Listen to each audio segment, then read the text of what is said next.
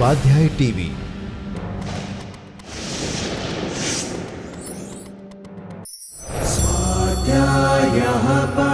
Doctor Baba Saheb Ambedkar open university.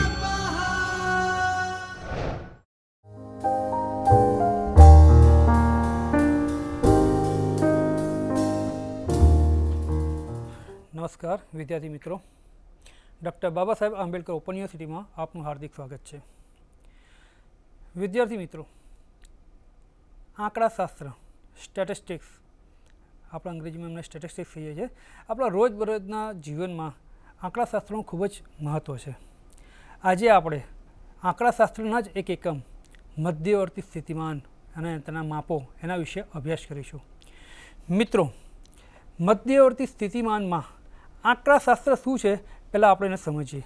આંકડાશાસ્ત્ર એક અંગ્રેજી શબ્દ સ્ટેટિસ્ટિક્સ પરથી ઉતરી આવ્યો છે। સ્ટેટિસ્ટિક્સ એ મૂળ લેટિન શબ્દ છે, સ્ટેટસ કે ઇટાલિયન શબ્દ સ્ટેટિસ્ટા ઉપરથી ઉતરી આવ્યો છે। આ બંનેનો શબ્દનો અર્થ રાજ્ય થાય છે। આમ શરૂઆતમાં આંકડાશાસ્ત્રના રાજકીય વિજ્ઞાન કે રાજકીય અંકગણિત તરીકે ઓળખવામાં આવતું હતું, જે પાછળથી આંકડાશાસ્ત્ર તરીકે પ્રચલિત થયું। સ્ટેટિસ્ટિક્સ એટલે કે આંકડાશાસ્ત્રના મુખ્યત્વે આમ બે અર્થ થાય છે। એક રીતે જોઈએ તો ચોક્કસ હેતુ માટે વ્યવસ્થિત રીતે એકઠી કરેલી સંખ્યાત્મક માહિતી એટલે આંકડાશાસ્ત્ર। વિદ્યાર્થી મિત્રો, એક એવું વિજ્ઞાન કે શાસ્ત્ર છે જે આંકડાશાસ્ત્ર, એને આપણે વિજ્ઞાન કે શાસ્ત્રની રીતે ઓળખતા નથી, પણ એક એવું વિજ્ઞાન કે એવું શાસ્ત્ર જે આંકડાઓથી રમાયેલું છે, જેને આપણે એમ કહીએ છીએ કે આંકડાઓની ભરમાર છે, એવું શાસ્ત્ર છે જેને આપણે આંકડાશાસ્ત્ર કહીએ છીએ। આંકડાશાસ્ત્રની વ્યાખ્યા પણ આપણે જોઈએ। મૂળભૂત રીતે બોડિંગ્ટન નામના અર્થશાસ્ત્રી, આંકડાશાસ્ત્રી અને બાઉલી નામના આંકડાશાસ્ત્રી જે છે એમણે પણ આંકડાશાસ્ત્રની બહુ સરસ વ્યાખ્યાઓ આપેલી છે। આંકડાશાસ્ત્ર એટલે શું? તો અનુમાન અને સંભવિતતાનું વિજ્ઞાન। અનુમાન અને સંભવિતતા આંકડાશાસ્ત્ર એક ચોક્કસ વિજ્ઞાન પર આધારિત છે। એમાં કોઈ વ્યક્તિ એનું અનુમાન બાંધે છે અને સંભવિતતા દર્શાવે છે કે આ શું છે, એના પરથી શું તારણ આવશે, એવું કોઈ સંભવિતતાનું વિજ્ઞાન એ આંકડાશાસ્ત્ર છે। એવા જ એક આંકડાશાસ્ત્રી બાઉલી કહે છે કે આંકડાશાસ્ત્ર એટલે ગણતરીનું વિજ્ઞાન। આંકડાશાસ્ત્ર એટલે ગણતરી કરવામાં આવે છે, દરેક આંકડાઓની ગણતરી, વારંવાર થતા આંકડાઓની ગણતરી। આંકડાશાસ્ત્ર એટલે ગણતરીનું વિજ્ઞાન। આંકડાશાસ્ત્ર એટલે સરાસરીનું વિજ્ઞાન। બાઉલી આ ઉપરાંત કહે છે આંકડાશાસ્ત્ર એટલે સામાજિક વિજ્ઞાનોના માપનું વિજ્ઞાન। છતાં પણ આ બધી વ્યાખ્યાઓથી આંકડાશાસ્ત્રની એક સ્પષ્ટ વ્યાખ્યા તરી નથી આવતી। આંકડાશાસ્ત્ર એ શું છે? મૂળભૂત રીતે આપણે એમ જોઈએ કે આમ કીધું સરાસરીનું વિજ્ઞાન છે, ગણતરીનું વિજ્ઞાન છે, સામાજિક વિજ્ઞાનોનું એક માપ છે, પણ એનાથી આંકડાશાસ્ત્રની એક સ્પષ્ટ વ્યાખ્યા આપણા મનમાં તરી નથી આવતી।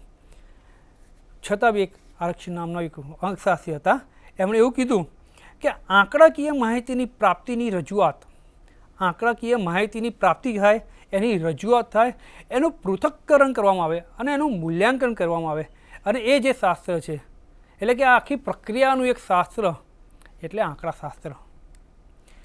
આંકડાશાસ્ત્રની વ્યાખ્યા જોઈએ મિત્રો, આંકડાશાસ્ત્રની અંદર કેટલાક પ્રચલિત પદ છે, જેવા કે શ્રેણી। શ્રેણી એટલે શું? આપણે એમ વિચારીએ છીએ કે એક ચલ હોય છે, ચલની જુદી જુદી કિંમતો, ચલની જુદી જુદી કિંમતોને પ્રાપ્તાંકો કહે છે। આપણે એમ કહીએ છીએ કે 1, 2, 4, 6, 8, 10, 20, 25 આ બધું શું છે? તે એક ચલ આપેલો છે। ચલને કહીએ ધારો કે વજન આપેલું છે, અથવા વિદ્યાર્થીની સંખ્યા, વિદ્યાર્થીનું વજન, કોઈ પણ એક ચલ આપેલું છે, એ ચલના જુદા જુદા પ્રાપ્તાંકો હોય છે, એટલે જુદી જુદી કિંમતો મળે છે, તેને આપણે પ્રાપ્તાંક કહીએ છીએ। ધારો કે એક વર્ગમાં વિદ્યાર્થીઓની સંખ્યા આવેલી છે, તો આપણે એમાં કે આ છોકરાઓની સંખ્યા કેટલી છે? તો છોકરાઓની સંખ્યા ધોરણ 6ના વિદ્યાર્થીઓની સંખ્યા, એમાં પણ છોકરાઓની સંખ્યા, ધોરણ 7ના વિદ્યાર્થીઓની સંખ્યા, એમાં પણ છોકરાઓની સંખ્યા, એમ અલગ અલગ વર્ગના વિદ્યાર્થીઓમાં છોકરાઓની સંખ્યા કેટલી છે એ જે કિંમતો બતાવે છે એ પ્રાપ્તાંક છે। આપણે એમ કહીએ ધોરણ 6માં 10 વિદ્યાર્થી છે, તેમાંથી 5 બાળકો એટલે 5 છોકરાઓ છે અને 5 છોકરીઓ છે। ધોરણ 7માં 25 બાળકો છે, જેમાંથી 20 બાળકો એ છોકરાઓ છે અને 5 બાળકી છોકરી છે. એમ જે કિંમતો આપણને મળે છે એને પ્રાપ્તાંક કહીએ છીએ આપણે. આ પ્રાપ્તાંકને યોગ્ય રીતે વ્યવસ્થિત ક્રમમાં ગોઠવવાથી જે પણ સાંખ્યિક શ્રેણી મળે છે આપણે એને શ્રેણી તરીકે ઓળખીએ છીએ. એ પ્રાપ્તાંકોને આપણે એક વ્યવસ્થિત રૂપમાં ગોઠવીએ. એ વ્યવસ્થિત રૂપમાં ગોઠવવાથી જે પણ આપણને મળે છે એ સાંખ્યિક શ્રેણી બને છે. સાંખ્યિક શ્રેણીના પણ મુખ્ય 3 પ્રકાર છે. એક સાદી શ્રેણી, બીજી અસતત શ્રેણી અને ત્રીજી સતત શ્રેણી. મિત્રો, આ શ્રેણી જે આપણે જોઈ કે શ્રેણી જે આપણે વ્યવસ્થિત ક્રમમાં ગોઠવી, આ શ્રેણીમાં પણ સાદી શ્રેણી, અસતત શ્રેણી અને સતત શ્રેણી, આવા કેમ આવા 3 પ્રકાર છે? તો ત્રણેય પ્રકારને આપણે વિગતવાર સમજીએ. સાદી શ્રેણી. સાદી શ્રેણી કોને કહેવાય? સમય કે સ્થળના ક્રમમાં અથવા વ્યક્તિગત ધોરણે પ્રાપ્તાંકોને ગોઠવવાથી બનતી શ્રેણીને સાદી શ્રેણી કહે છે. સમય કે સ્થળ અથવા વ્યક્તિગત ધોરણે પ્રાપ્તાંકોને આપણે જે રીતે ગોઠવીએ છીએ એ ગોઠવવાથી આપણને જે શ્રેણી મળે છે તેને આપણે સાદી શ્રેણી કહીએ છીએ. મિત્રો, સાદી શ્રેણી પછી આપણે જોઈએ એક સાદી શ્રેણીનું ઉદાહરણ પણ જોઈ લઈએ. સાદી શ્રેણી, ધારો કે વજન ઊંચકવાની એક સ્પર્ધા છે. આ સ્પર્ધામાં ખેલાડીઓએ વજન ઊંચકવાના રેકોર્ડ પ્રસ્થાપિત કર્યા છે. આ રેકોર્ડ જે વર્ષ મુજબ દર્શાવવામાં આવે તે આપણી સાદી શ્રેણી બને છે. એ જ રીતે હવે આપણે જોઈએ અખંડિત શ્રેણી. અખંડિત શ્રેણીને આપણે સતત શ્રેણી કહીએ છીએ. આપણે જે શ્રેણીના 3 ઉદાહરણ જોયા, 3 પ્રકાર જોયા, એક સાદી શ્રેણી, બીજી સતત શ્રેણી અને ત્રીજી અસતત શ્રેણી. જેમાં 2 નંબરની શ્રેણી સતત શ્રેણી છે, બીજો પ્રકાર, એને આપણે અખંડિત શ્રેણી પણ કહીએ છીએ. અખંડિત શ્રેણી એટલે શું એ આપણે જોઈએ. અખંડિત શ્રેણી એટલે, વિદ્યાર્થી મિત્રો, જ્યારે કોઈ પણ ચલ કે લક્ષણ ગમે તેટલી નાનામાં નાની કિંમત ધારણ કરી શકે. વિદ્યાર્થી મિત્રો, કોઈ પણ ચલ કે લક્ષણ, સમજો એક કિંમત આપેલી છે અને એક ચલ કે લક્ષણ છે, તે નાના નાનાની કેટલી કિંમત ધારણ કરી શકે છે, એટલે કે પાસેના એક ચલ અને બીજા ચલ, એ બંને કિંમતો વચ્ચે પાસેની કેટલી કિંમત ધારણ કરી શકે છે. એ 2 પૂર્ણાંક કિંમતો વચ્ચેના ગાળામાં આવતી કોઈ પણ અપૂર્ણાંક કિંમત પણ ધારણ કરી શકે અને સાતત્ય જાળવી રાખી શકે, ત્યારે જે શ્રેણી બને છે તે અખંડિત શ્રેણી કહે છે. મિત્રો, હું તમને એક અખંડિત શ્રેણી જે છે એ પણ આપણા સ્ક્રીન પર તમે જોઈ શકો છો. અખંડિત શ્રેણી. મિત્રો, ફરીથી અખંડિત શ્રેણીની એક વ્યાખ્યા જોઈ લો. જ્યારે કોઈ પણ ચલ કે લક્ષણ ગમે તેટલી નાનામાં નાની કિંમત ધારણ કરી શકે, એટલે પાસેની 2 પૂર્ણાંક કિંમતો વચ્ચેના ગાળામાં આવતી કોઈ પણ અપૂર્ણાંક કિંમત ધારણ કરી સાતત્ય જાળવી રાખે, ત્યારે બનતી શ્રેણી અખંડિત શ્રેણી છે. એના ઉદાહરણ જોઈએ મિત્રો. વ્યક્તિની ઊંચાઈ. તમે સમજો કે વ્યક્તિની ઊંચાઈ કેવી છે કે ધોરણ 8માં ભણતા બાળકોની આ ઊંચાઈ છે, આપણે અભ્યાસ કરવો છે, તો એક બાળકની ઊંચાઈ જોઈએ તો એ બાળકની ઊંચાઈ કેટલી હોય? ધારો કે ધોરણ 6માં ભણતો હોય તેની 4 ફૂટ, એટલે કે 4.5 આવે, 4.6 આવે કે 4.8 આવે. જો કોઈ પૂર્ણાંક સંખ્યા નથી આવતી, 4 અને 5 અહીં વચ્ચેની કોઈ પણ સંખ્યા, 2 પૂર્ણાંક કિંમતની વચ્ચે કોઈ પણ સંખ્યા ધારણ કરી શકે, એટલે આ સતત શ્રેણી કહેવાય, એટલે કે અખંડિત શ્રેણી કહેવાય. આ જ રીતે વજન. કોઈ પણ જગ્યાએ તમે વજન કરવા જાઓ તો વજન ચોક્કસ નથી આવતું, આવે છે, પણ કેવું પૂર્ણાંક આવે છે કહી ના શકાય. કેમ? ધારો કે વજન કર્યું તો વજન કેટલું આવ્યું? 10 કિલોગ્રામ, 15 કિલોગ્રામ, 20 કિલોગ્રામ, કહી ના શકાય, કારણ કે વજન 14.2 પણ આવે, 15.7 પણ આવે, 20.5 પણ આવે. એટલે એક પૂર્ણાંક કિંમત આવે છે એવું ચોક્કસ નથી હોતું.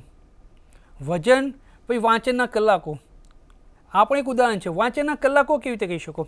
વિદ્યાર્થી વાંચે છે તો વાંચે છે એટલે કંઈ ઘડિયાળમાં જોઈ નક્કી કરી રાખે છે કે મારે 3 કલાક જ વાંચવું છે. એ વાંચે છે તો 3 કલાકને 5 મિનિટ પણ થાય, 3 કલાકને 20 મિનિટ પણ થાય, 4 કલાકને 10 મિનિટ પણ થાય. એટલે કે મિત્રો, 2 પૂર્ણાંક કિંમતો છે એની વચ્ચેની કોઈ પણ સંખ્યા કે કોઈ પણ કિંમત ધારણ કરીને સાતત્ય જાળવી રાખે એવી શ્રેણી એટલે અખંડિત શ્રેણી. આવા બીજા ઉદાહરણ પણ છે, જેમ કે બુદ્ધિઆંક, તાપમાન વગેરે. ચલ અખંડિત શ્રેણીના ઉદાહરણો કહેવાય. આ જ રીતે હવે આપણે જોઈએ મિત્રો ખંડિત શ્રેણી. મિત્રો, ખંડિત શ્રેણી એટલે શું? તો મિત્રો, જ્યારે ચલ કે લક્ષણની કિંમતો જ્યારે ચલ કે લક્ષ્યની કિંમતો ફક્ત પૂર્ણાંકમાં જ હોય, એટલે કે પૂર્ણાંકમાં જ દર્શાવી શકાય, અર્થાત માપ પદ્ધતિમાં ખાલી જગ્યા રહી જાય, ત્યારે માપ પદ્ધતિના એકમો ખંડિત શ્રેણીમાં છે એમ કહેવાય છે. જો મિત્રો, આમાં કેવું કીધું મેં તમને કે અખંડિત શ્રેણીમાં શું હતું અને ખંડિત શ્રેણીમાં શું હતું એ જુઓ. અખંડિત શ્રેણીમાં તમારે બે પૂર્ણાંક કિંમતોની વચ્ચેની કોઈ પણ કિંમત ધારણ કરી શકે, જ્યારે આમાં ફક્ત પૂર્ણાંક કિંમતો વચ્ચે ખાલી જગ્યા રહી જાય છે. માપ પદ્ધતિમાં આવી કિંમતો છે એને આપણે આ શ્રેણી કહીએ છીએ. એના ઉદાહરણ પણ જોઈએ આપણે. વર્ગમાં વિદ્યાર્થીની સંખ્યા. મિત્રો, વર્ગમાં વિદ્યાર્થીની સંખ્યા આપણે એવું કહી શકીએ કે વર્ગમાં 5 વિદ્યાર્થી છે કે અડધો વિદ્યાર્થી છે, એવું નથી કહી શકતા.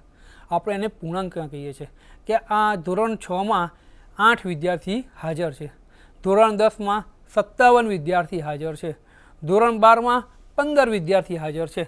જો આપણે પૂર્ણાંકમાં સંખ્યા કહીએ છીએ, ત્યારે એને અપૂર્ણાંકમાં નથી કહેતા. એ જ રીતે ક્રિકેટમાં રનની સંખ્યા. ક્રિકેટમાં આપણે કોઈ પ્લેયર રન કરતું હોય છે, એટલે બેટિંગ કરતું હોય છે, ત્યારે એના થતા રન હંમેશા પૂર્ણાંકમાં આવે છે. અકસ્માતની સંખ્યા. આપણે એવું કહી શકીએ કે અડધો અકસ્માત તો નથી થતો, અકસ્માત. આ 4 રસ્તાએ અત્યાર સુધીમાં 6 અકસ્માત નડી ચૂક્યા છે. આપણે આ સંખ્યા પૂર્ણાંકમાં બોલીએ છીએ. કોઈને આપણે કહીએ કુટુંબમાં બાળકોની સંખ્યા, કે ભાઈ તમારા કુટુંબમાં કેટલા બાળકો છે, તો તમે શું કહો? મારા કુટુંબમાં 5 બાળકો છે, 3 બાળકો છે, 7 બાળકો છે. જો કુટુંબમાં બાળકોની સંખ્યા પણ નિયત પૂર્ણાંકમાં આવે છે, અપૂર્ણાંકમાં નથી આવતી, અને ના હોય, ક્યારેય ના હોય. આ બધા ખંડિત શ્રેણીના ઉદાહરણો છે. ક્રિકેટમાં રન, કુટુંબમાં બાળકોની સંખ્યા વગેરે. મિત્રો, ખંડિત શ્રેણી અને અખંડિત શ્રેણી, આ રીતે આપણે શ્રેણીના 3 પ્રકાર જોયા. એક સાદી શ્રેણી, બીજું અખંડિત શ્રેણી અને ત્રીજું ખંડિત શ્રેણી. હવે આંકડાશાસ્ત્રના બીજું અગત્યનું એક ચલ છે આવૃત્તિ વિતરણ. આવૃત્તિ વિતરણ શું અને આવૃત્તિ વિતરણ કઈ રીતે તૈયાર કરવામાં આવે છે, એ પણ એક કળા છે, વિજ્ઞાન છે.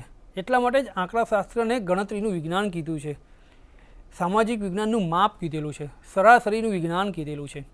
આપણે આવૃત્તિ વિતરણ વિશે વાત કરીએ.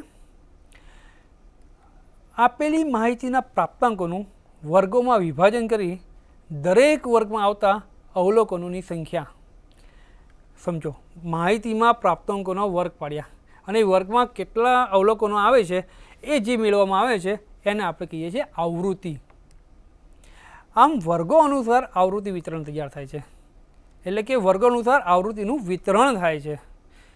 સમજો કે એક મોટો સમુદાય છે, એક મોટા સમુદાયમાં ઘણા અલગ અલગ વર્ગો આવેલા છે. એમ કહીએ છીએ કે ધોરણ 1 થી ધોરણ 10 સુધીના બાળકોને આપણે એક જગ્યાએ ભેગા કર્યા, તો આપણે એની અંદર વર્ગ અનુસાર આવૃત્તિ વિતરણ તૈયાર કરવું હોય તો આપણે એમ કહી શકીએ કે ધોરણ 1માં કેટલા બાળકો છે, ધોરણ 2માં કેટલા બાળકો છે, ધોરણ 3માં કેટલા બાળકો છે. અથવા એમને ઉંમર પ્રમાણે આપણે વર્ગીકૃત કરવા હોય તો આપણે એવું કહી શકીએ કે ભાઈ ઉંમર 3 થી લઈને ઉંમર 7 સુધી 3 થી 7 ઉંમરના બાળકોની સંખ્યાને અલગ રાખીએ. ઉંમર 8 થી લઈને ઉંમર 12 સુધીના વર્ગો ઉંમરની સંખ્યાના બાળકોને અલગ રાખીએ. એટલે કે 3 થી 7માં કેટલા બાળકો આવે છે એને વર્ગીકૃત કરો. એટલે કે 3, 4, 5, 6, 7 આટલી ઉંમર ધરાવતા બાળકો એક વર્ગમાં જ આવે. ઉંમર 8, 9, 10, 11, 12 એવી ઉંમર ધરાવતા બાળકો બીજા વર્ગમાં આવે. એટલે તમે વર્ગીકૃત કરો છો. 3 થી 7નો એક વર્ગ બનાવો છો, 8 થી 12નો એક વર્ગ બનાવો છો. આ રીતે અલગ અલગ વર્ગ બને અને આ રીતે એક આવૃત્તિ વિતરણ તૈયાર કરવાનું છે. આ આખી પ્રક્રિયા છે કે આવૃત્તિની વિતરણની કરવાની આ પ્રક્રિયા છે, જેને આપણે આવૃત્તિ વિતરણ કહીએ છીએ. આ પ્રક્રિયાથી આપણને એક આખું આવૃત્તિ વિતરણ મળે છે. મિત્રો, આવૃત્તિ વિતરણ જે છે એના પણ કેટલાક પ્રકાર છે. અસતત આવૃત્તિ વિતરણ અને સતત આવૃત્તિ વિતરણ. અસતત આવૃત્તિ વિતરણ એટલે શું એ આપણે જોઈએ. જ્યારે પ્રાપ્તાંકો પૂર્ણાંકમાં હોય અને તેમનો વિસ્તાર ખૂબ જ મર્યાદિત કે ઓછો હોય, ત્યારે પ્રાપ્તાંકોની કિંમત અનુસાર આવૃત્તિની વહેંચણી કરવામાં આવે. તો જે આવૃત્તિ વિતરણ તૈયાર થાય તેને અસતત આવૃત્તિ વિતરણ કહેવાય છે. મિત્રો, અસતત આવૃત્તિ વિતરણની જેમ જ બીજો પ્રકાર છે સતત આવૃત્તિ વિતરણ. આપણે જેમ અસતત આવૃત્તિ વિતરણમાં જોયું એમ જ સતત આવૃત્તિ વિતરણમાં જ્યારે પ્રાપ્તાંકો, ફરીથી એકવાર, જ્યારે પ્રાપ્તાંકો પૂર્ણાંકમાં હોય છે અને ઓછા અને મર્યાદિત હોય છે ત્યારે આપણે જે આવૃત્તિ વિતરણ તૈયાર કરીએ છીએ એને આપણે અસતત આવૃત્તિ વિતરણ કર્યું. સતત આવૃત્તિ વિતરણમાં પ્રાપ્તાંકો પૂર્ણાંક હોય અથવા અપૂર્ણાંક હોય, બંને સ્વરૂપે હોય છે અને આ બંને સ્વરૂપના પ્રાપ્તાંકોનો વિસ્તાર ખૂબ જ વધારે હોય ત્યારે જે પ્રાપ્તાંકોના જુદા જુદા વર્ગો પાડીએ છીએ આપણે અને એ વર્ગમાં આવતા પ્રાપ્તાંકો કેટલા છે તે નક્કી કરવામાં આવે છે ત્યારે જે વિતરણ તૈયાર કરીએ તેને આપણે કહીએ છીએ સતત આવૃત્તિ વિતરણ. મિત્રો, સતત આવૃત્તિ વિતરણ અને અસતત આવૃત્તિ વિતરણમાં ફરી એક ભેદ જોઈ લો. અસતત આવૃત્તિ વિતરણમાં પ્રાપ્તાંકો પૂર્ણાંકમાં હોય છે અને ખૂબ જ મર્યાદિત સંખ્યામાં કે ઓછા હોય ત્યારે આપણે એક અસતત આવૃત્તિ વિતરણ તૈયાર કરીએ છીએ અને સતત આવૃત્તિ વિતરણમાં ખૂબ જ વધારે સંખ્યામાં આવેલા હોય અને એને વર્ગીકૃત કરીએ છીએ આપણે. પૂર્ણાંક કે અપૂર્ણાંક બંને પ્રકારના અવલોકનોનો સમાવેશ થાય છે અને એને આપણે અલગ અલગ વર્ગમાં વિભાજિત કરીએ છીએ. આ સતત આવૃત્તિ વિતરણમાં આવૃત્તિને આપણે સતત આવૃત્તિ વિતરણ કહીએ છીએ. સતત આવૃત્તિ વિતરણમાં આવૃત્તિને સામાન્ય રીતે બે પ્રકાર વહેંચવામાં આવે છે. સમજો, આવૃત્તિ વિતરણ એના બે પ્રકાર, અસતત આવૃત્તિ વિતરણ અને સતત આવૃત્તિ વિતરણ. હવે સતત આવૃત્તિ વિતરણ છે એમાં પણ બે પ્રકાર છે અને ખૂબ જ અગત્યના વિતરો છે. એક છે અનિવારક પદ્ધતિ અને નિવારક પદ્ધતિ. બીજી નિવારક પદ્ધતિ અને અનિવારક પદ્ધતિ. આ કેમ આવું નામ પડ્યું? સતત આવૃત્તિ વિતરણમાં વર્ગોને વિભાજિત કરીને જે વર્ગ પાડવામાં આવે છે તેમાં બે પ્રકારની અલગ અલગ પદ્ધતિ છે, નિવારક અને અનિવારક. આપણે નિવારક પદ્ધતિ વિશે જાણીએ. જે સતત આવૃત્તિ વિતરણમાંથી વર્ગની ઉપલી હદને, મિત્રો વર્ગની ઉપલી હદ એટલે શું પહેલાં તો એ સમજવું પણ આપણા માટે અગત્યનું છે. ધારો કે આપણે એક વર્ગ કર્યો 10 થી 20નો વર્ગ. મિત્રો, તો 10 થી 20ના વર્ગમાં જે 20 છે, 10 થી 20, તો 20 છે એને આપણે ઉપલી હદ કહીએ છીએ અને 10 છે એને નીચલી હદ. નીચલી હદને આપણે અધઃ સીમા પણ કહીએ છીએ અને ઉપલી હદને ઉર્ધ્વ સીમા પણ કહીએ છીએ. એ ઉપલી હદને તે વર્ગમાંથી નિવારવામાં આવે છે એટલા માટે તેને નિવારક પદ્ધતિ કહેવાય છે. એટલે કે નિવારક પદ્ધતિનું સતત આવૃત્તિ વિતરણ. ફરીથી એકવાર, જે આવૃત્તિ વિતરણમાં ઉપલી હદને નિવારવામાં આવે છે તે આવૃત્તિ વિતરણને સતત આવૃત્તિ વિતરણ કહે છે અને એમાં નિવારક પદ્ધતિનું સતત આવૃત્તિ વિતરણ. ઉદાહરણ તરીકે ફરીથી એકવાર કહી દઉં છું ભાઈ કે 10 થી 20, ધારો કે આ 10 થી 20, 20 થી 30, 30 થી 40 અલગ અલગ આપણે વર્ગ કર્યા. આ દરેક વર્ગમાં તમે જો 10 થી 20નો એક વર્ગ, 20 થી 30નો બીજો વર્ગ, 30 થી 40નો ત્રીજો વર્ગ, એમ જ પ્રથમ વર્ગ જુઓ 10 થી 20, તો 20 જે છે એ ઉપલી હદ છે. એવી રીતે બીજો વર્ગ છે 20 થી 30નો વર્ગ, તો 20 થી 30ના વર્ગમાં જે 30 છે એને ઉપલી હદ કહેવાય. 10 થી 20, 20 થી 30, 30 થી 40, તેમાં 30 થી 40નો વર્ગ છે એમાં 40 ઉપલી હદ કહેવાય. આમ જે ઉપલી હદ છે એને આપણે આમાં નિવારીએ છીએ. વર્ગ રચનામાં ઉપલી હદને નિવારવાનો એટલે કે તેનો એ વર્ગમાં સમાવેશ થતો નથી. એક બીજું ઉદાહરણ લઈએ છીએ, 5 થી 10 આ એક નામનો વર્ગ છે. તો 5 થી 10માં 5 છે એ અધો સીમા છે એટલે કે નીચલી હદ છે અને 10 છે એ ઉર્ધ્વ સીમા છે, ઉપલી હદ છે. તો સતત આવૃત્તિ વિતરણમાં નિવારક પદ્ધતિમાં 10ને ત્યાંથી નિવારવામાં આવે છે એટલે કે આ વર્ગમાં તેનો સમાવેશ નથી થતો. 5 થી 10નો વર્ગ હોય તો એમાં 5 થી 9 સુધીની સંખ્યાનો સમાવેશ તે વર્ગમાં કરવામાં આવે છે અને 10ને ત્યાંથી નિવારવામાં આવે છે અને ત્યાર પછીના વર્ગમાં તેનો સમાવેશ કરવામાં આવે છે. માટે જ આ પદ્ધતિને નિવારક પદ્ધતિનું સતત આવૃત્તિ વિતરણ કહેવામાં આવે છે. મિત્રો, દરેક વર્ગમાં મેં ઉદાહરણ આપ્યું 5 થી 10ના વર્ગમાં 10ને નિવારવામાં આવે તો 5 થી 9નો સમાવેશ થાય છે. તે 5 થી 9નો સમાવેશ થાય છે એ કેટલા? તો 5, 6, 7, 8, 9 એમ 5. આ જે 5 છે એ શું કહીએ છીએ આપણે એ પણ આપણે આગળ જોઈશું. આ જ રીતે 5 થી 10, 10 થી 15, 15 થી 20, ધારો કે આ રીતના વર્ગો આપેલા હોય તો 5 થી 10માં 10ને નિવારવામાં આવે છે, જ્યારે એના પછીના વર્ગ 10 થી 15માં 15ને નિવારવામાં આવે છે અને 10નો સમાવેશ જે તે વર્ગમાં કરવામાં આવે છે. એટલે કે અધઃ સીમા જે છે એનો આ વર્ગમાં સમાવેશ થાય છે, ઉર્ધ્વ સીમાને નિવારવામાં આવે છે. મિત્રો, હવે આપણે જોઈએ છીએ અનિવારક પદ્ધતિ. નિવારક પદ્ધતિમાં તમને ખ્યાલ આવી જ ગયો હશે કે નિવારક પદ્ધતિમાં ઉપલી હદને નિવારવામાં આવે છે અને તેનો સમાવેશ જે તે વર્ગમાં કરવામાં આવતો નથી. અનિવારક પદ્ધતિ જોઈએ. જે સતત આવૃત્તિની વિતરણમાં વર્ગની ઉપલી હદને તે જ વર્ગમાં સમાવી લેવામાં આવે તો તેને અનિવારક પદ્ધતિનું સતત આવૃત્તિ વિતરણ કહે છે. મિત્રો જુઓ, આની અંદર સ્પષ્ટપણે કીધું કે ઉપલી હદ કે નીચલી હદ બંનેને તે જ વર્ગમાં સમાવવામાં આવે છે. એક ઉદાહરણ આપું છું. વર્ગ 10 થી 19. 10 થી 19નો વર્ગ છે, તેમાં નીચલી હદ છે એ 10 છે અને ઉપલી હદ છે એ 19 છે. તો નીચલી હદ 10નો અને ઉપલી હદ 19નો બંનેનો સમાવેશ આ વર્ગમાં કરવામાં આવે છે. એટલે જો 10, 11, 12, 13, 14, 15, 16, 17, 18, 19 તમામ સંખ્યાનો સમાવેશ આ વર્ગમાં કરવામાં આવે છે. સતત આવૃત્તિ વિતરણમાં કેવું હતું કે ઉપલી હદને નિવારવામાં આવતી હતી, જ્યારે અસતતમાં અનિવારકમાં આની અંદર નીચલી હદ અને ઉપલી હદ બંનેનો સમાવેશ આ જ વર્ગમાં કરવામાં આવે છે. માટે આને અનિવારક પદ્ધતિનું સતત આવૃત્તિ વિતરણ કહેવામાં આવે છે. મિત્રો, આવા તમે બીજા વર્ગ પણ જોઈ શકો છો અને એની અંદર તમે જાતે પણ એનો પ્રેક્ટિસમાં લઈ શકો છો અને ઉપયોગ કરી શકો છો.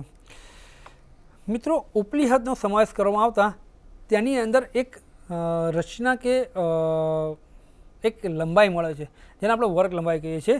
હજુ વધુ આગળ ભણીશું, એમાં તમને શીખવાડીશું કે વર્ગ લંબાઈ કોને કહેવાય. આ સિવાય જ્યારે તમે એક આવૃત્તિ વિતરણ તૈયાર કરો છો, તમારી પાસે ઘણી બધી માહિતી હોય છે, કેટલાક પ્રાપ્તાંકો હોય છે.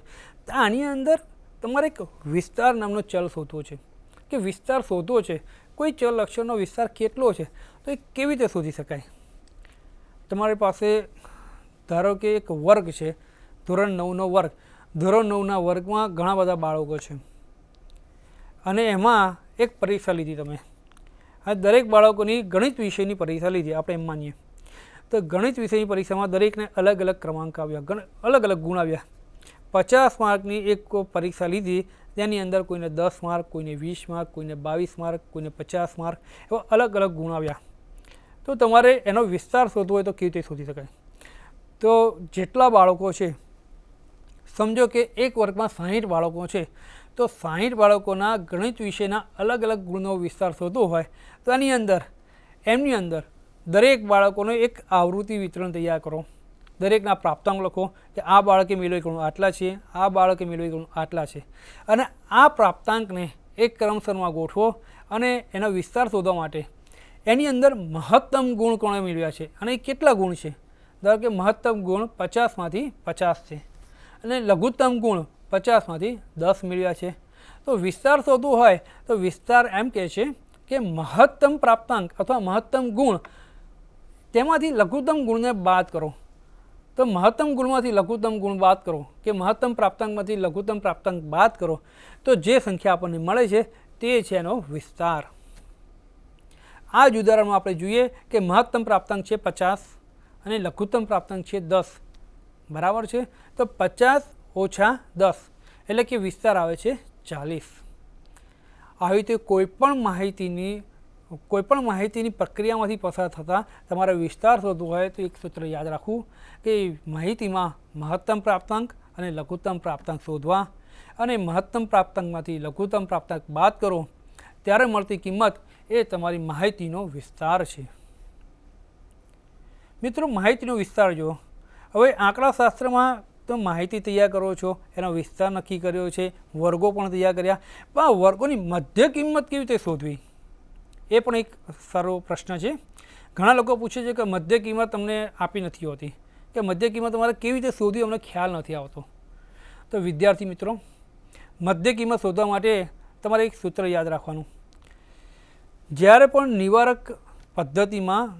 કોઈપણ નિવારક પદ્ધતિમાં વર્ગ વિભાજન કરીને આપણને એક માહિતી આપેલી હોય ત્યારે વર્ગ જે તે વર્ગની ઉપલી હદ એટલે કે ઉર્ધ્વસીમા અને જે તે વર્ગની નીચલી હદ એટલે કે અધોસીમા બંનેનો સરવાળો કરવાનો અને સરવાળો કર્યા પછી તે કિંમતને 2 વડે ભાગવાની. આમ કરવાથી જે કિંમત મળશે એ તેની મધ્ય કિંમત હશે. આપણે એક ઉદાહરણ જોઈએ. ધારો કે એક વર્ગ છે 10 થી 20. 10 થી 20માં અધોસીમા છે 10 અને ઉર્ધ્વસીમા છે 20. આ વર્ગની મારે મધ્ય કિંમત શોધવી છે. તો સૂત્ર યાદ રાખીએ કે અધસીમા એટલે કે નીચલી હદ વત્તા ઉર્ધ્વસીમા એટલે કે ઉપલી હદ ભાગ્યા 2. અધસીમા છે 10 અને ઉર્ધ્વસીમા છે 20, એટલે કે 10 વત્તા 20 ભાગ્યા 2 એટલે કે 30 ભાગ્યા 2. તો મધ્ય કિંમત આવશે 15. કોઈ પણ વર્ગની મધ્ય કિંમત શોધવા માટેનું આ સૂત્ર યાદ રાખો તો તમને ક્યાંય મુશ્કેલી આવે નહીં. મધ્ય કિંમત શોધ્યા પછીની આગળની પ્રક્રિયાઓ ઘણી જ સરળ રહે છે. એટલે મધ્ય કિંમત શોધવું એ અગત્યની વાત છે. આપણે મધ્ય કિંમતો શોધ્યું અને એમાં આપણે વાત પણ કરી કે એની અંદર 2 સીમા આપી છે. જે તે વર્ગની 2 સીમા, અધસીમા અને ઉર્ધ્વસીમા. મિત્રો આ જ અંદર એને સીમા બિંદુઓ પણ ઓળખીએ છીએ આપણે. અધસીમા અને ઉર્ધ્વસીમા તો આપણે જોઈ, પણ એમાંથી અધસીમા બિંદુ કોને કહેવાય અને ઉર્ધ્વસીમા બિંદુ કોને કહેવાય અને એ કેવી રીતે મેળવવાનું એ પણ વિદ્યાર્થીઓને ચોક્કસપણે આવડવું જોઈએ. એક વર્ગ આપણે કીધો 10 થી 20નો વર્ગ, એમાં 10 છે એ અધસીમા છે અને 20 છે ઉર્ધ્વસીમા છે. એના પછીનો તરત બીજો વર્ગ છે 20 થી 30, એમાં 20 અધસીમા છે અને 30 ઉર્ધ્વસીમા છે. એના પછીનો વર્ગ છે 30 થી 40. એક ઉદાહરણ આપું છું મિત્રો. 10 થી 20, 20 થી 30, 30 થી 40 એવી એક શ્રેણી આપેલી છે. એ જ રીતે અનિવારક શ્રેણી પણ આપેલી હોય. નિવારક પદ્ધતિ, અનિવારક પદ્ધતિ બંને આપેલા હોય છે. જ્યારે કોઈપણ પદ્ધતિમાં તમારે ઉર્ધ્વસીમા બિંદુ કે અધસીમા બિંદુ શોધવું હોય તો એક સૂત્ર જે છે એ યાદ રાખવું જરૂરી છે. ઉર્ધ્વસીમા બિંદુ શોધવા માટે, ઉર્ધ્વસીમા બિંદુ એટલે ઉપલી હદ જે આપી છે એનું બિંદુ, સીમા બિંદુ શોધવું છે. તો એનું સૂત્ર લખી લો મિત્રો. જે તે વર્ગની ઉર્ધ્વસીમા, ધારો કે તમને આપી છે 10 થી 20 અને પછીનો વર્ગ છે 20 થી 30.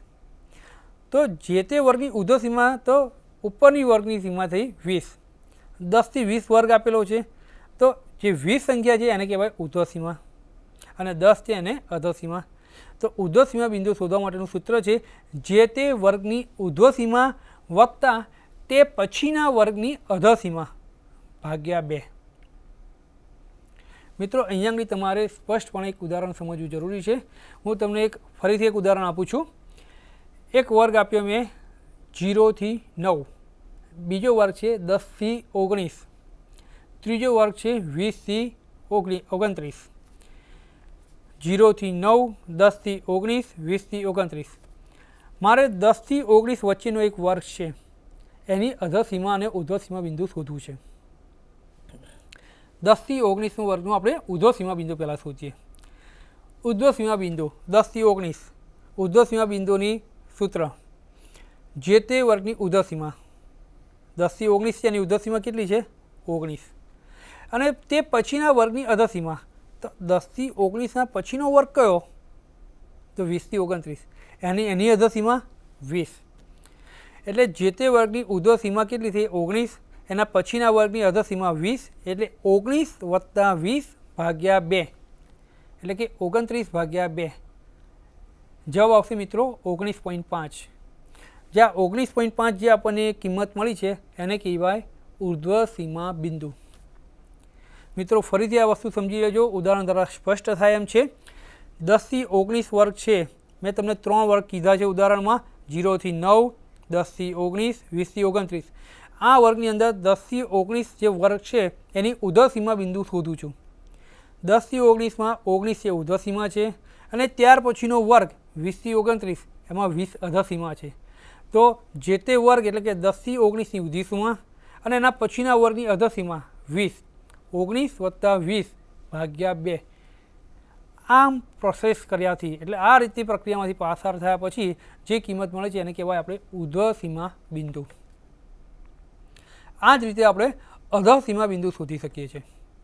અધસીમા બિંદુ શોધવા માટે આ જ પ્રકારનું એક સૂત્ર છે.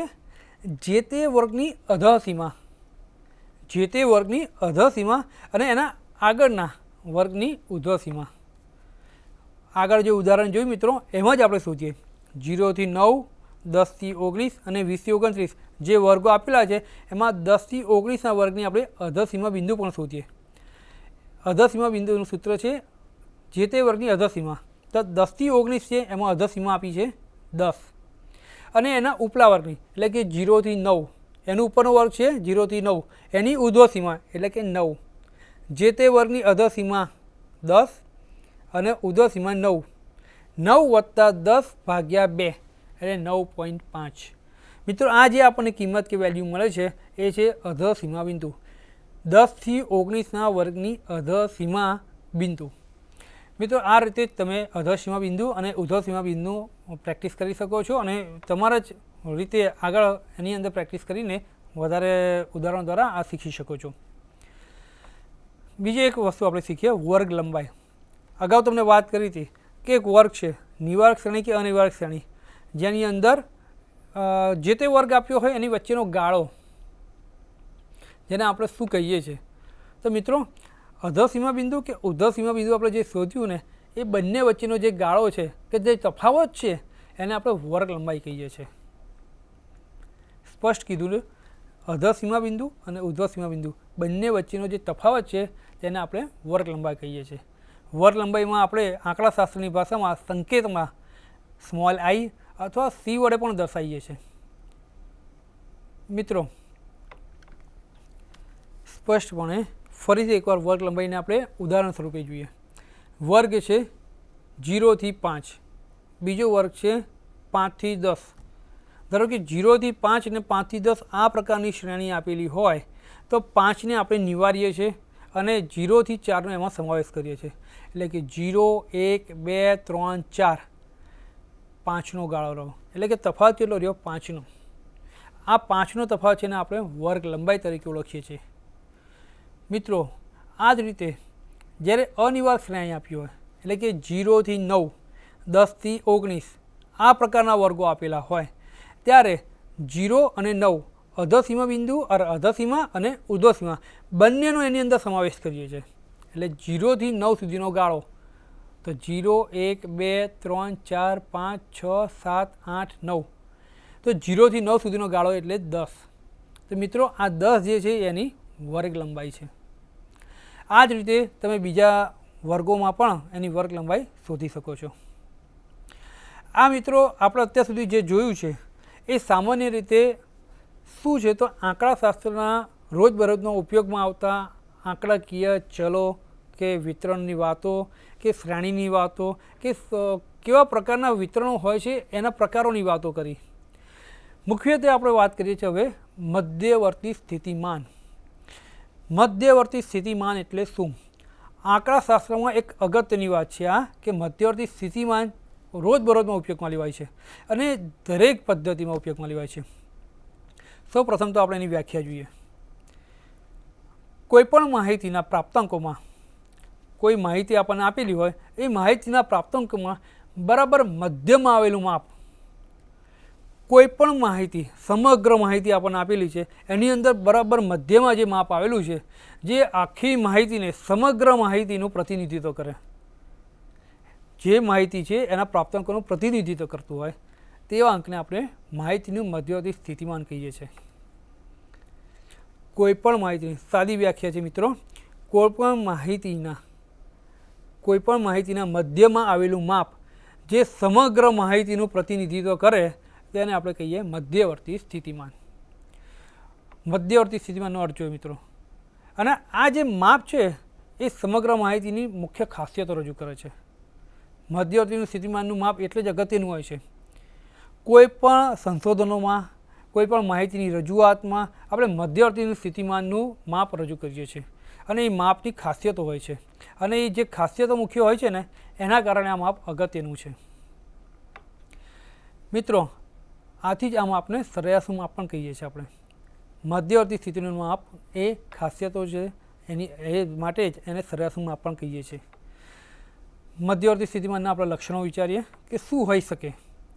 જે માપ સમગ્ર માહિતીનું પ્રતિનિધિત્વ કરતું હોય તો એ માપ કેવું હોવું જોઈએ, તેના કેટલાક સ્પષ્ટ લક્ષણો પણ હોઈ શકે તેની વાત કરીએ આપણે. તેની વ્યાખ્યા એકદમ સ્પષ્ટ અને ચોક્કસ હોવી જોઈએ. મધ્યવર્તી સ્થિતિમાનના માપની વ્યાખ્યા એકદમ સ્પષ્ટ અને ચોક્કસ હોવી જોઈએ. તેનું માપ સમજવામાં સરળ હોવું જોઈએ, કોઈ પણ સહેલાઈથી સમજમાં આવી જાય એવું હોવું જોઈએ, એ અઘરું ના હોવું જોઈએ. તેનું માપ ગણતરીમાં સરળ હોવું જોઈએ. કેટલીક વાર માપ સમજીએ તો છીએ આપણે પણ ગણતરી કરવા બેસીએ ત્યારે આપણને અઘરું પડે છે. એવું ના હોવું જોઈએ. એ પણ માપ ગણતરીમાં પણ સરળ હોવું જોઈએ. મિત્રો, મધ્યવર્તી સ્થિતિમાનની ગણતરીમાં શ્રેણીના બધા જ પ્રાપ્તાંકોનો ઉપયોગ થવો જોઈએ. સમજો કે કોઈ પણ માહિતી આપી છે એની અંદર જેટલા બી પ્રાપ્તાંકો છે એ બધા જ પ્રાપ્તાંકોનો એની અંદર ઉપયોગ થવો જોઈએ. તો જ એ માપ, મધ્યવર્તીનું સ્થિતિમાનનું જે માપ છે એ સમગ્ર માહિતીનું પ્રતિનિધિત્વ કરે. માટે જ એની અંદર બધા જ પ્રાપ્તાંકોનો ઉપયોગ થયેલો હોવો જોઈએ. એ માપ અન્ય ગાણિતિક પ્રક્રિયા માટે પણ ઉપયોગી હોવું જોઈએ. કોઈ પણ પ્રકારની ગાણિતિક પ્રક્રિયા જ્યારે આપણે કરતા હોઈએ ત્યારે આ માપ અગત્યનું હોવું જ જોઈએ અને તે ઉપયોગમાં લેવાવું જોઈએ. માહિતીના દરેક પ્રાપ્તાંકને યોગ્ય મહત્ત્વ મળવું જોઈએ. આ એક લક્ષણ જે છે એ મધ્યવર્તી સ્થિતિમાનનું અગત્યનું લક્ષણ છે કે દરેક પ્રાપ્તાંકોને એક અલગ મહત્ત્વ હોય છે અને દરેક પ્રાપ્તાંકનું મહત્ત્વ હોવું જ જોઈએ. ધારો કે કોઈ માહિતીના પ્રાપ્તાંકો આપ્યા હોય તેની અંદર શરૂઆતના પ્રાપ્તાંકો અને અંતિમ પ્રાપ્તાંકો અને મધ્યના પ્રાપ્તાંકો એમ અલગ અલગ આપેલા હોય છે.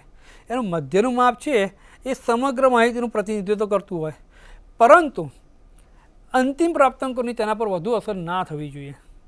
આ એ મહત્ત્વનું લક્ષણ છે કે તેના અંતિમ પ્રાપ્તાંકોનું તેના પર પ્રભુત્વ ના હોવું જોઈએ. તે માપ એકદમ સ્થિર હોવું જોઈએ. મિત્રો, આપણે આ જોયા એ મધ્યવર્તી સ્થિતિમાનના લક્ષણો જોયા. મધ્યવર્તી સ્થિતિમાનના લક્ષણો જોયા પછી આપણને એમ થાય છે કે આ લક્ષણો આટલા સરસ છે તો એ ગણતરીમાં એના માપ કેવી રીતે ઉપયોગમાં લેવાતા હશે અને એના માપ કયા કયા હોઈ શકે. તો મધ્યવર્તી સ્થિતિમાનના માપો વિશે વાત કરીએ. તો મધ્યવર્તી સ્થિતિમાનના જે માપ છે એ મુખ્યત્વે 3 છે. મધ્યક, જેને અંગ્રેજીમાં આપણે મીન કહીએ છીએ, મધ્યસ્થ એટલે કે મીડિયન, અને બહુલક એટલે કે મોડ.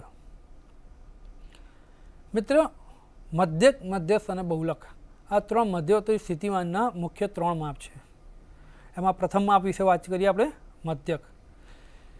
આ માપ ખૂબ જ પ્રચલિત છે, જેને અંકગણિતમાં આપણે સરાસરી એટલે કે સરેરાશનું માપ પણ કહીએ છીએ. કેમ?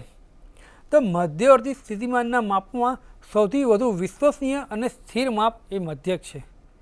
મધ્યક શોધવા માટે તેની અંદર તેના દરેક પ્રાપ્તાંકોનો ઉપયોગ થાય છે. મધ્યકની વ્યાખ્યા જોઈએ તેની અંદર આપણે સ્પષ્ટ ખ્યાલ આવી જશે. મધ્યકની વ્યાખ્યા જોઈએ, આપેલી માહિતીના બધા જ પ્રાપ્તાંકોના સરવાળાને તે પ્રાપ્તાંકોની સંખ્યા વડે ભાગતા મળતા માપને મધ્યક કહીએ છીએ. જોયું મિત્રો? કેમ એને સરાસરીનું માપ કહે છે, સરેરાશનું માપ કહે છે, કેમ અગત્યનું માપ છે? કારણ કે મધ્યકની માપની અંદર મધ્યક શોધવા માટે એની માહિતીના દરેક પ્રાપ્તાંકોનો ઉપયોગ થાય છે. એ પ્રાપ્તાંકોનો સરવાળો કરીએ છીએ અને એની પ્રાપ્તાંકોની સંખ્યા વડે ભાગતા જે માપ મળે છે ને એને આપણે મધ્યક કહીએ છીએ. એટલે માહિતીના દરેક પ્રાપ્તાંકોનો એની અંદર ઉપયોગ થઈ ગયો છે. એ એકદમ વિશ્વસનીય માપ કહેવાય છે. મધ્યકના ઉપયોગો જોઈએ. મધ્યક સરેરાશનું શ્રેષ્ઠ, પ્રચલિત અને વિશ્વસનીય માપ છે. શ્રેષ્ઠ, પ્રચલિત અને વિશ્વસનીય માપ હોવાથી સામાન્ય લોકો તેનો રોજિંદા જીવનમાં વ્યાપક ઉપયોગ કરે છે.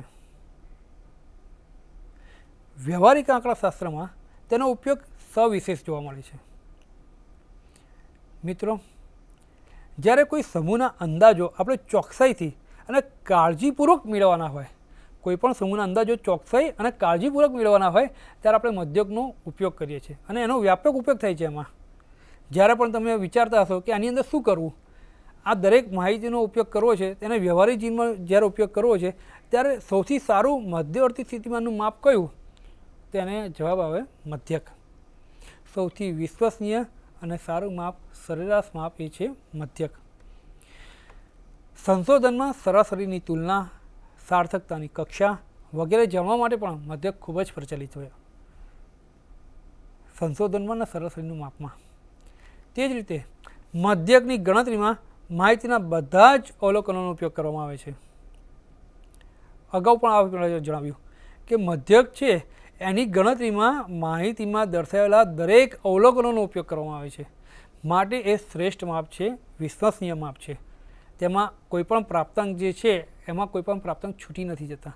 દરેક પ્રાપ્તાંકનો સરવાળો થાય છે, દરેક પ્રાપ્તાંકનો ઉપયોગ થાય છે. માટે જ આ વ્યવહારિક જીવનમાં, રોજબરોજના જીવનમાં સૌથી વધુ ઉપયોગમાં લેવાતું માપ છે. સંશોધનોમાં આ ઉપયોગમાં લેવાતું માપ છે. પણ કોઈ પણ માપની કંઈક મર્યાદા તો હોય જ છે. એમ મધ્યવર્તી સ્થિતિમાનના આ માપ મધ્યકની પણ કેટલીક મર્યાદાઓ છે. જોઈએ આપણે મિત્રો, કેટલીક વાર મધ્યકની કિંમત અવ્યવહારુ મળે છે. એટલે આપણે ક્યારેક સમજતા જ ન હોય કે આ કિંમત કેવી રીતે મળી ગઈ, વ્યવહારિક કિંમત નથી એવી ક્યારેક મળી પણ જાય છે. એ જ રીતે અંતિમ પ્રાપ્તકોની અસર પણ તેની પર જોવા મળે. કેટલાક કેવું હોય છે કે શરૂઆતના પ્રાપ્તાંકો નાની કિંમતના હોય અને અંતિમ પ્રાપ્તાંકો મોટી કિંમતના હોય, પણ સરવાળો કરતાં મધ્યક શોધતા એક સરેરાશ માપ મળે છે, પણ એની અસર અંતિમ પ્રાપ્તાંકોની અસર તેના પર જોવા મળે. એવું પણ બને કેટલીક વાર આપણને માહિતીના પ્રાપ્તાંકો એવા પ્રકારના પ્રાપ્ત થાય છે જેમાં અંતિમ પ્રાપ્તાંકોની પણ અસર એ મધ્યક પર જોવા મળે છે. એની એક મર્યાદા રહેલી છે. મધ્યકની ગણતરી બધા જ પ્રાપ્તાંકો ના આપ્યા હોય તો ના થઈ શકે. આ એક એની મુખ્ય મર્યાદા છે. આપણે એક વસ્તુ જાણી કે મધ્યકની જ્યારે આપણે ગણતરી કરીએ છીએ ત્યારે તમે બધા જ પ્રાપ્તાંકોનો ઉપયોગ કરીએ છીએ. માટે એની અંદર કેટલાક પ્રાપ્તાંકો ના આપ્યા હોય, કોઈ કિંમત ના આપી હોય તો આપણે એનો ઉપયોગ કરી શકતા નથી, મધ્યક મેળવી જ શકતા નથી. એ પણ એક મર્યાદા છે. મધ્યકની કિંમત આલેખ દ્વારા મેળવી શકાતી નથી. મધ્યક ગણતરી છે એના દ્વારા જ મેળવી શકાય છે, આલેખ દ્વારા નથી મેળવી શકાતી. મિત્રો, આજે આપણે એટલું જોયું કે મધ્યવર્તી સ્થિતિમાન શું છે, મધ્યવર્તી સ્થિતિમાનના કેટલા માપો છે. મધ્યવર્તી સ્થિતિમાનના માપમાં આપણે મધ્યક વિશે વાત કરી. મધ્યકનું એક સામાન્ય સૂત્ર પણ જણાવી દઉં. મધ્યક એની વ્યાખ્યા આપણે એકવાર રિપીટ કરી લઈએ કે મધ્યક એટલે શું, તો માહિતીમાં આપેલા દરેક પ્રાપ્તાંકોનો સરવાળો કરીને તેને પ્રાપ્તાંકોની સંખ્યા વડે ભાગીએ ત્યારે આપણને જે કિંમત મળે છે એ છે મધ્યક. તો આ વ્યાખ્યા પરથી આપણને સૂત્ર પ્રાપ્ત થાય છે. મધ્યકને આંકડાશાસ્ત્રમાં સંકેતમાં x12 તરીકે દર્શાવવામાં આવે છે અને એનું સૂત્ર આપણે આ રીતે જ બનાવી શકીએ વ્યાખ્યા પરથી. x12 બરાબર સિગ્મા x, જ્યાં x એટલે કે અવલોકનો, પ્રાપ્તાંકો, માહિતીમાં આપેલા પ્રાપ્તાંકો, અને સિગ્મા છે એ સરવાળાની નિશાની છે. માટે x12 બરાબર સિગ્મા x એટલે કે પ્રાપ્તાંકોનો સરવાળો છેદમાં એટલે કે ભાગ્યા n, n એટલે કે પ્રાપ્તાંકોની સંખ્યા. એટલે આ સૂત્ર સ્પષ્ટ થાય છે કે મધ્યક x12 બરાબર સિગ્મા x અપોન n, એના છેદમાં n, એટલે કે પ્રાપ્તાંકોના સરવાળાને પ્રાપ્તાંકોની સંખ્યા વડે ભાગતા મધ્યક પ્રાપ્ત થાય છે. મિત્રો, આ જ રીતે હવે પછીના લેક્ચરમાં આપણે મધ્યવર્તી સ્થિતિમાનના બીજા માપો મધ્યસ્થ, બહુલક વગેરે વિશે ચર્ચા કરીશું. નમસ્કાર. स्वाध्यायः परमं तपः।